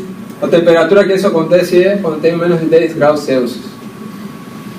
Trincamento por fadiga, de 20 a 30 graus aproximadamente. Bom, aí tudo bem, né? Aí até os ensaios que a gente está falando são aproximados. E deformação permanente, 50 graus. Então aí está longe da temperatura que eu estou testando em laboratório. Então eles pensaram em algum ensaio que pudesse ser executado para simular melhor isso aí, já em laboratório. Aí o que eles desenvolveram? Um equipamento mais sofisticado que é chamado de reômetro de cisalhamento dinâmico. Tá? Na verdade não foi desenvolvido para o asfalto, pessoal. Esse é um equipamento que é utilizado na indústria geral. Consiste em medir o quê? A viscosidade, o comportamento reológico que o asfalto tem. Tá? Então eu utilizo apenas uma pequena amostra, vejam o tanto que eu utilizo, uma moedinha de asfalto. Eu coloco aqui entre duas placas de aço e eu aplico um torque. Aplicando o quê? Cisalhamento. Por que cisalhamento? Por que eles pensaram em testar por cisalhamento? Porque eles pensaram que o asfalto, a mistura asfáltica, ele se encontra envolvendo os agregados, né? Então pensem que isso são agregados. Quando um caminhão passa aplicando uma carga, o que acontece? Esses agregados tentam se deslocar. O que tem entre eles? Uma película de asfalto, né? Que está sendo submetido então a quê? A cisalhamento. Então eles criaram uma configuração de ensaio propícia para avaliar sobre uma mesma condição de carregamento o asfalto em laboratório, conforme acontece na pista. E isso tem sido utilizado. O legal também desse ensaio é que eu consigo utilizar temperaturas aqui que variam de 0 graus até 100 graus. Tá? E também várias taxas de carregamento. Posso simular um caminhão andando a 10 km por hora ou um caminhão andando a 100 km por hora, de acordo com a frequência de carga que eu aplico. Então é um ensaio que me diz muito mais com relação ao ligante asfáltico já no laboratório. E aí eles criaram o que eles chamam de PG. Tá? Em vez de chamar então um cabo de 50-70 em função da penetração, não, eu vou criar uma classificação que me diz o quê? A máxima temperatura e a mínima temperatura com que esse asfalto pode apresentar um bom comportamento. Então aí o que eu faço? Eu vou construir uma rodovia nessa região que tem uma temperatura que varia de 70 a menos 20 graus. Então eu vou utilizar, não esse aqui, né? Porque esse vai até 64. Vou escolher um asfalto que possa se comportar bem a temperaturas maiores. Tá? Hoje isso, pessoal, esse ano começou a ser tratado no Instituto Brasileiro do Petróleo. Tá? Então a ideia, isso vai significar muita luta interna entre os produtores, que é a Petrobras, e os consumidores, que são as agências rodoviárias, as concessionárias, porque a gente, que é consumidor, a gente tenta partir para isso aqui, porque isso significa um maior controle de qualidade na produção de quem produz e quem importa asfalto no Brasil. Ok? Mas eu acho ainda aqui uns 2 ou 3 anos para a gente atingir isso aí, se tudo correr normalmente. Tá? Porque a norma começou a ser tratada esse ano. E aí você tem uma série de ligantes asfálticos. Então vejam que eu tenho uma gama de asfalto muito maior, né? Essa gama aqui, ó, que está com verdinho aqui, ó, é concedida com asfaltos com petróleos comuns. Esses outros aqui, em amarelo, com uma temperatura maior e temperatura inferior, aqui também, atingir temperaturas negativas bem baixas é muito complicado, mas os canadenses, por exemplo, os europeus, eles precisam de asfalto desse tipo, porque senão eles têm aquela retração térmica, eles trincam transversalmente. Eles precisam de petróleos de melhor qualidade, tá?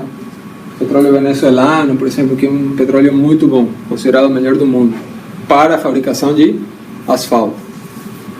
E esses outros aqui com temperaturas mais elevadas, somente é conseguido com modificadores, então utilizar polímeros ou outros agentes externos, não só petróleo. Tá? Normalmente, aí, se vocês notam, essa classificação vai de 6 em 6 graus. Tá? Isso foi o que eles definiram. Outro assunto que a gente vai falar um pouquinho é sobre alguns sistemas de antirreflexão de trincas. As trincas surgem no pavimento por diversas causas, pessoal. Por fadiga, por excesso de carga, por um mau dimensionamento, por um crescimento excessivo do tráfego, por retração da camada cimentada que eu posso ter aqui na base do pavimento, algumas variações térmicas também, como a gente já falou anteriormente.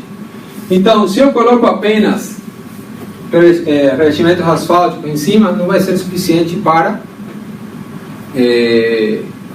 retardar essa reflexão. O que vai acontecer? Se eu coloco um revestimento que nem o micro revestimento delgado, a trinca vai aparecer logo um pouco tempo depois da aplicação.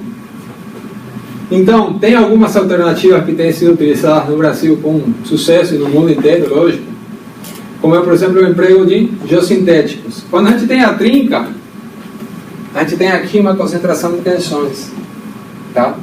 Então, quando a gente coloca aqui o geotéxtil, certo? A gente cria uma interface aqui que segura essa trinca e causa uma ampliação dessas tensões em uma área maior, reduzindo assim esse valor dessa tensão para segurar a propagação da trinca na nova camada asfáltica. Então aqui a gente está vendo uma aplicação, por exemplo, do geossintético e a posterior aplicação de uma nova camada asfáltica. Outra alternativa é a aplicação de, aqui é geogrelha, tá? É a aplicação de geogrelhas. Então aqui é geossintético, é um material contínuo, como vocês veem aqui, como se fosse uma manta. E essas aqui são grelhas formadas por fibras de alta resistência à tensão de tração. Tá? Esse tipo de material que tem sido mais utilizado no Brasil. O geossintético não tanto, mas é a geogrelha. Tá? E normalmente a gente tem utilizado, por exemplo, quando a gente tem que fazer revestimento de pavimento de concreto, que a gente tem aquela junta no concreto, então a gente coloca uma jogrelha para segurar melhor essa possível movimentação de uma placa para outra.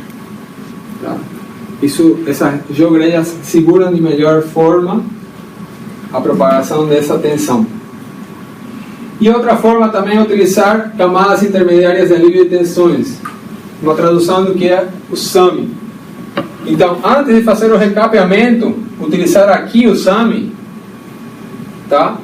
Para absorver essa tensão da fissura na parte superior. Tá? O que consiste? São basicamente misturas asfálticas com alto teor de polímero, tá? Que funcionam também para dissipar essas tensões produzidas pelo trincamento da camada deteriorada do pavimento. Então tem dois tipos. Uma é chamada de SAM, que é simplesmente quando eu deixo ela exposta, tá?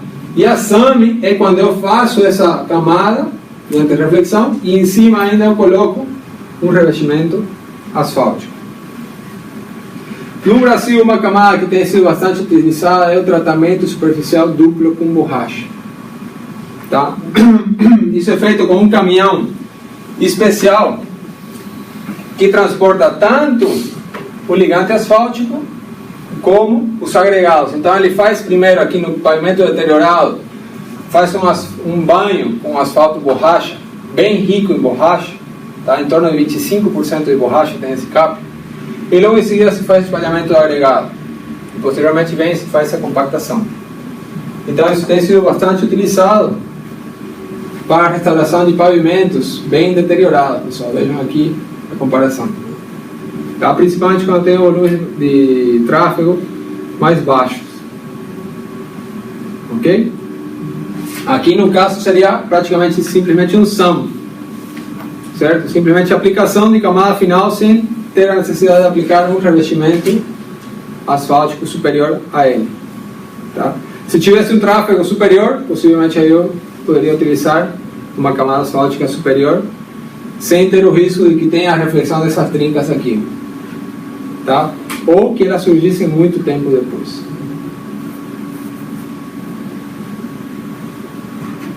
O último assunto, pessoal, para a gente falar, a reciclagem de pavimentos. Essa é uma tendência mundial, né? No Brasil também vem sendo utilizada desde os anos 80. Surgiu principalmente na década de 70 com a crise do petróleo e também como uma preocupação mundial na preservação de recursos, né?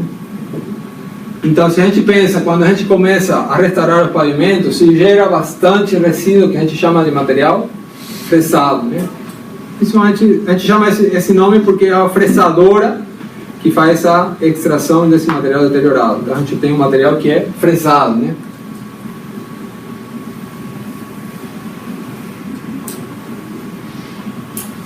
Inicialmente esse material era descartado, era utilizado em outras aplicações alheias à pavimentação. Mas hoje o pessoal chama até de ouro preto, pessoal. Porque é um material que pode e deve ser utilizado nas novas atividades de restauração e conservação de pavimentos. Tem várias formas de a gente fazer isso hoje, essa reciclagem. Pode ser feito com as recicladoras, fazendo esse tratamento in situ, ou levar o material fresado até uma usina e tratar esse material para lançar ele novamente em um novo pavimento.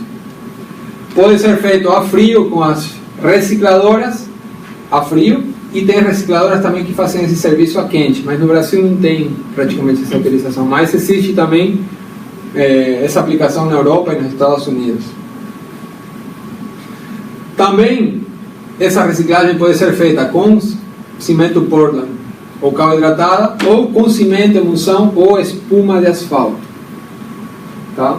Tem todas essas alternativas para a gente fazer. Quando a gente faz a reciclagem para constituir um novo revestimento asfáltico, a gente pega o material fresado, faz uma combinação com agregados virgens, coloca um ligante asfáltico que tem agentes rejuvenescedores, esses agentes atuam sobre esse cápico, sobre esse asfalto que é velho, tá? E trazem novamente algumas das suas propriedades para ativar e funcionar novamente no novo revestimento asfáltico. Posso utilizar esses aditivos mornos que a gente falou anteriormente, e com todo esse cuidado a gente pode obter uma mistura asfáltica com uma qualidade similar a uma mistura asfáltica nova, utilizando 100% de recursos naturais novos. Hoje nos Estados Unidos praticamente não se faz mistura sem material fresado, pessoal. O mínimo que se utiliza lá é 20%, tá?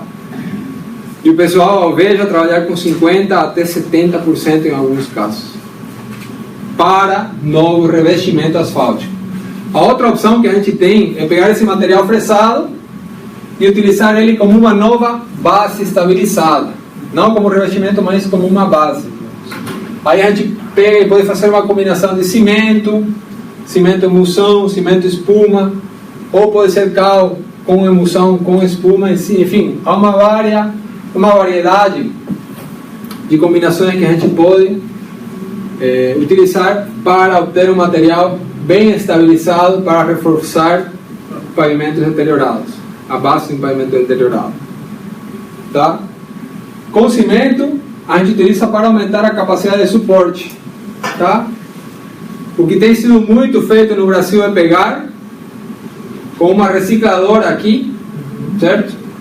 Espalhar previamente o cimento, cortar esse pavimento deteriorado, misturar com a base do pavimento, colocar talvez agregado novo, cimento Portland e água. Mais ou menos assim. Eu tenho um pavimento aqui deteriorado, estão vendo? Aí eu vi que eu precisaria colocar um pouco de agregado novo e um pouco de cimento. Então, antes de fazer a fresagem, a gente vem e faz o espalhamento aqui, ó, na superfície do pavimento deteriorado mesmo. Aí logo em seguida vai passar quem? A recicladora aqui, ó, fazendo o corte, atingindo também a base, estão vendo aqui, ó, e misturando todo o material. Então aqui eu tenho o material de base, de fresado, que é o revestimento, cimento, agregado novo. Faço a compactação e aplico um novo revestimento asfáltico. Então é uma técnica que vem sendo utilizada praticamente aqui no sul. Eu sei que todos os estados utilizam, no sudeste também, tá? No Mato Grosso do Sul está sendo utilizado, no Mato Grosso, em Goiás, praticamente em todos os estados, pessoal, com cimento.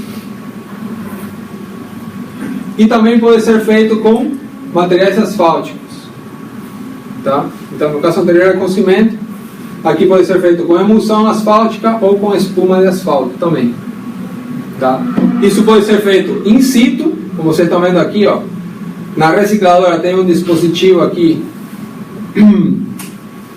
todo o sistema acoplado. Na recicladora aqui vem e faz injeção aqui de emulsão ou de espuma, faz injeção de água, corta o pavimento deteriorado, corta a base, e aqui nesse volume da recicladora é possível fazer a homogeneização dos materiais,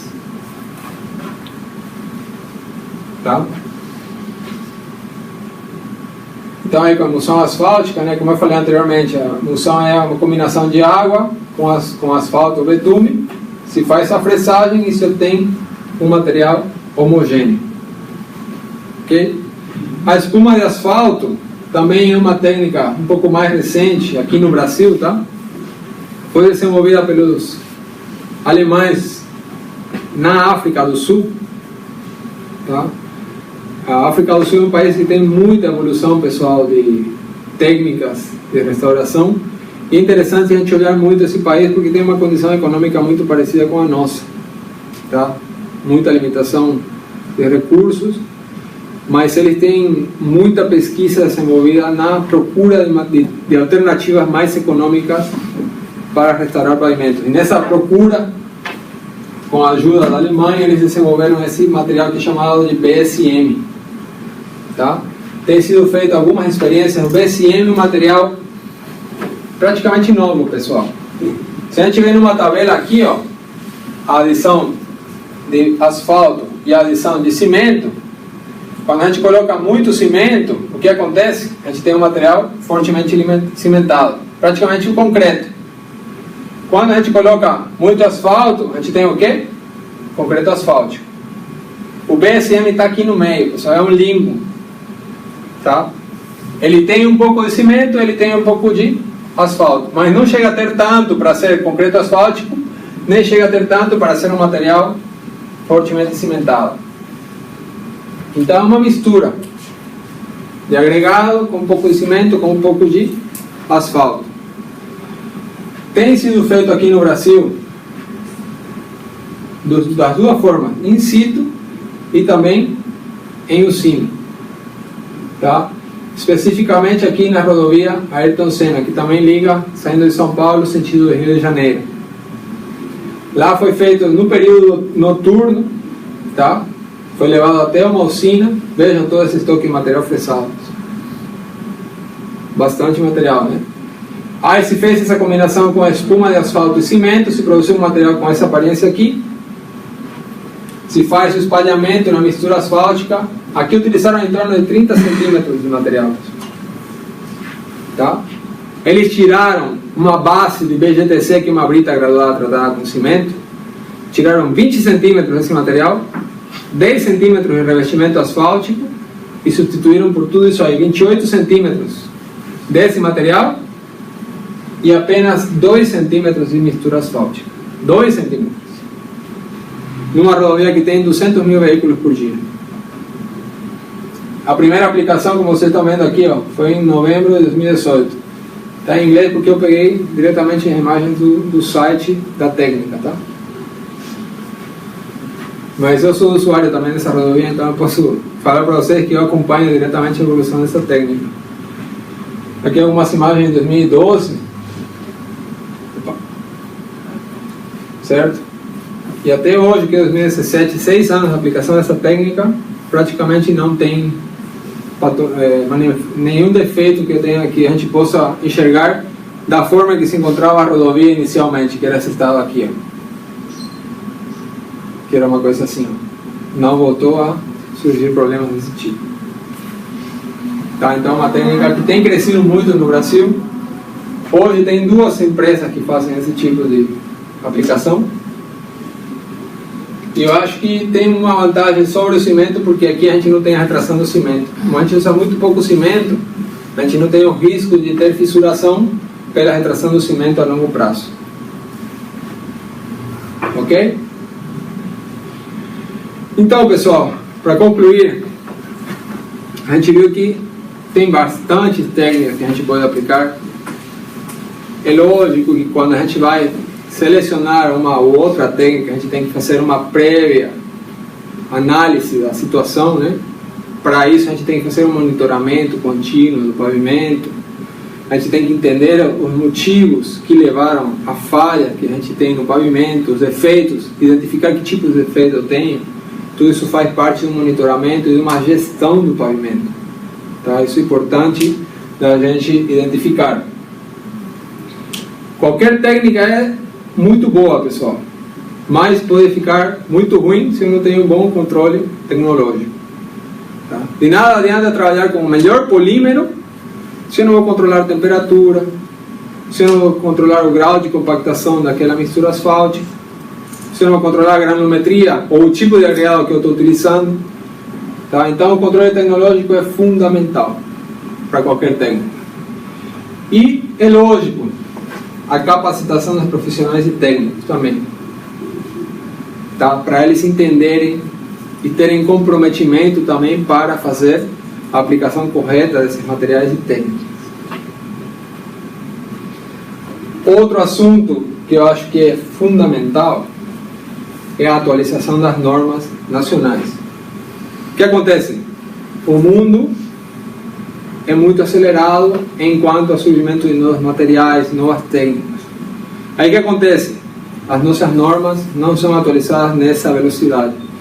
E aí quando a gente aparece com uma nova técnica e tenta aplicar isso numa rodovia federal, numa rodovia estadual, há um empecilho de que não se encontra, por exemplo, ou no ciclo, né, que é o sistema de custos do DENIT, ou numa norma para aplicação, então eu não posso aplicar esse tipo de técnica. tá? Normalmente lá fora existe nos Estados Unidos, na Europa, na própria África do Sul, Austrália, existe uma cultura de atualizar as normas a cada 10 anos. Tá? No Brasil, por exemplo, as normas da ABNT têm levado mais ou menos esse tempo. As normas do DENIT têm levado mais tempo para poder ser atualizadas. Usam muitas normas ainda do ano 94, de 79, tem algumas normas que a gente utiliza até hoje. O próprio dimensionamento que a gente tem do DENIT é do ano 60 e pouco, né, pessoal? Tem quase 50 anos. Foi atualizado no ano 80 e de lá para cá as atualizações não têm acontecido no andar da evolução técnica no mundo inteiro. Então, a gente tem que ter uma flexibilização das agências para poder atualizar essas normas de acordo com a evolução mundial, para a gente poder ter a aplicação desses materiais em maior escala no Brasil. Ok, pessoal? E com isso a gente vai conseguir obter o quê? Maior retorno para a sociedade. Aquilo que eu falei inicialmente, né? A nossa labor, nosso trabalho vai poder ser maior, mais valorizado pelos cidadãos. Não vou falar, esse engenheiro está fazendo de novo, esse todo ano ele vem fazer aqui essa rua, né? Certo? Então, pessoal, agradeço a atenção para vocês. Aí fica meu contato para qualquer dúvida, se vocês querem desenvolver algum assunto específico, fica aí meu e-mail, meu telefone para poder tirar alguma dúvida. Mas aí a gente tem, acho que alguns minutos, né, desse para algum questionamento que vocês tenham para desenvolver. Tá? Obrigado.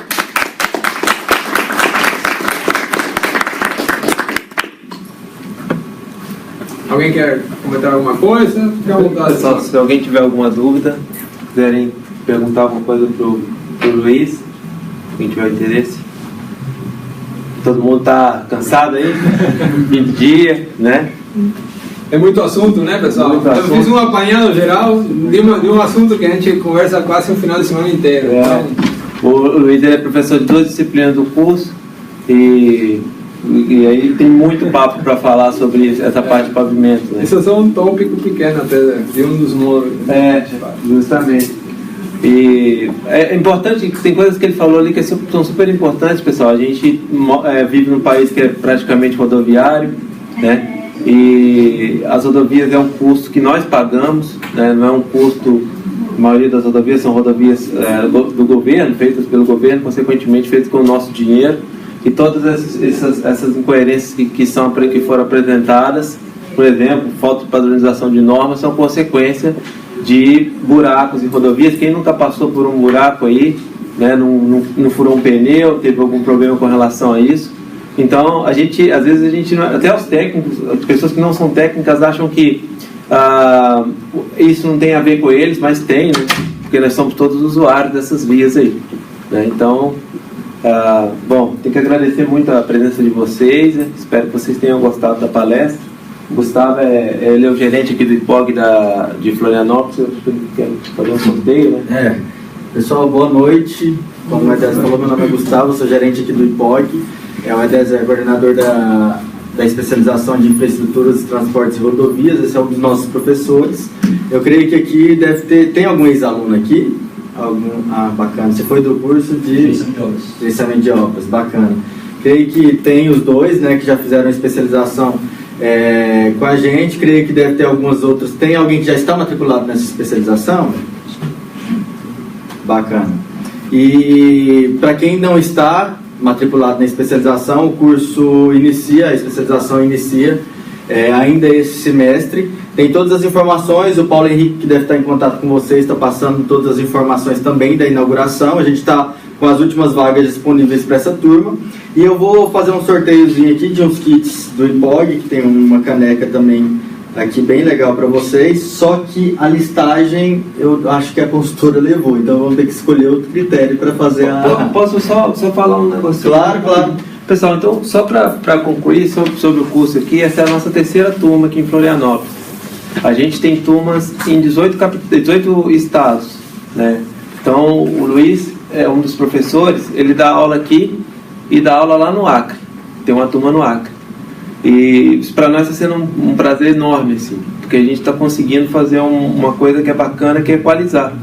Né? O mesmo professor, o mesmo conhecimento, a mesma pessoa, uma pessoa que trabalha em São Paulo, que está vindo aqui dar palestra para vocês, está dando aula, vai dar aula aqui no curso aqui, já deu aula aqui 2 vezes. Semana que vem em São Luís. Né? Semana que vem ele vai estar em São Luís, uma turma que a gente tem em São Luís.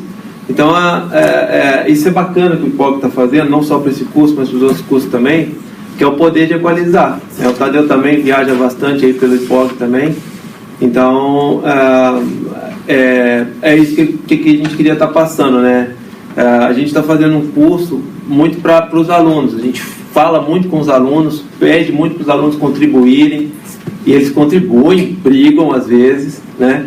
E hoje a gente está com 97% de satisfação. Então, isso para nós é muito bom. A gente vê um curso que está em vários estados, pessoas totalmente diferentes, a gente tem uma satisfação de 97%, a gente fica muito feliz com isso, assim. E também com a oportunidade de estar trazendo, equalizando um conhecimento que é tão pequeno, né? A gente, pessoal, a maioria é engenheiro civil aí, não vê isso na faculdade, ou vê muito pouco sobre isso, né? Então a gente fica feliz com isso e queria estar passando isso para vocês. Então, um pouco sabe.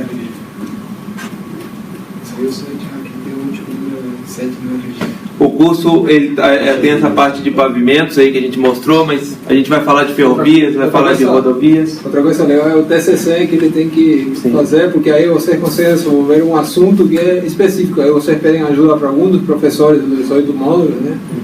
E aí, junto com ele, vocês conseguem desenvolver um assunto que é de interesse de vocês, que vocês querem se aperfeiçoar, especializar mais ainda, né? Sim. Acho que isso é bem legal também. A gente tem vários alunos que a gente vai orientando assim ao longo do curso, né? E 70% do curso é rodovia, mas esses outros 30% acaba qualificando os alunos em outros modais. A gente achou importante falar de ferrovia, vi uma pessoa como um profissional bem conceituado na área de ferrovia, um profissional bem conceituado na área de portos, na área de aeroportos também, justamente para trazer para o aluno não só o tema rodovia, que é o principal modal do brasileiro, mas também um pouquinho dos outros modais.